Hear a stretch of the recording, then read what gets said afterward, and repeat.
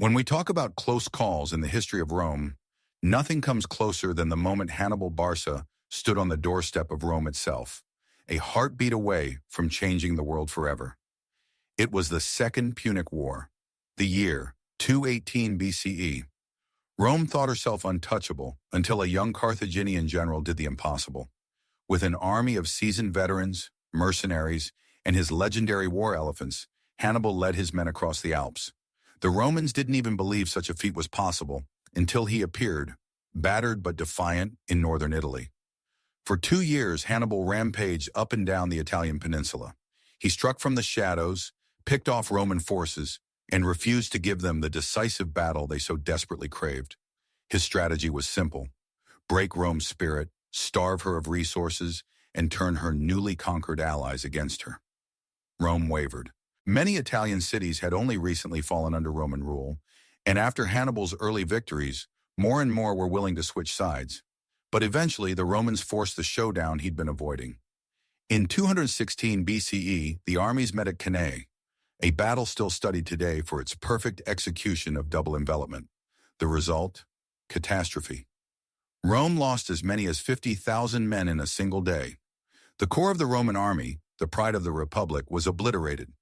Panic spread like wildfire through the city. For days, Romans believed everything was lost. The Senate debated evacuation. The streets seethed with terror and confusion. Surely now Hannibal would march on Rome and finish the job. But Hannibal paused. His army was victorious, yes, but bloodied and exhausted. Many of his best men were wounded. Rome was still a mighty fortress, its walls tall, its spirit unbroken. Hannibal sent envoys to negotiate peace, but the Romans, stubborn to the last, refused. Instead, Rome mobilized. They called up every able-bodied citizen. Slaves were promised freedom if they fought. Even in the city's darkest hour, the Roman spirit proved impossible to break.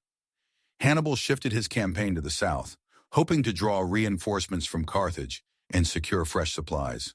For a time, he ruled southern Italy. Great cities like Capua opened their gates to him. Yet from 215 BCE, Rome found its answer: Quintus Fabius Maximus, the cunctator, the delayer. Fabius rewrote the playbook. No more open battles, no more playing by Hannibal's rules. He harassed supply lines, set ambushes, burned crops, and simply refused to fight on Hannibal's terms. The Carthaginian army began to bleed, slowly, steadily, inevitably. And while Hannibal struggled in Italy, things were going badly for Carthage elsewhere. Spain, Sicily, and Sardinia all saw setbacks and lost battles. In 201 BCE, Hannibal made a desperate gamble, marching toward Rome itself, hoping to lure the legions into a final confrontation. The Romans didn't take the bait. Instead, they besieged Capua, denying Hannibal a base of support. Outmaneuvered, he was forced to march north, seeking to unite with reinforcements led by his brother, Hasdrubal. But Rome intercepted the Carthaginian plans. Hasdrubal was ambushed and destroyed at the Battle of the Metaurus. Hannibal's hopes for rescue died on that battlefield. For 7 more years, Hannibal held out in southern Italy, his army slowly wasting away.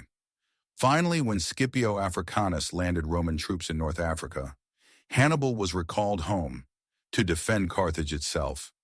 The greatest threat Rome had ever faced faded, not with a bang, but with a long, reluctant retreat. History is full of what-ifs, and nowhere is the question bigger than at Cannae.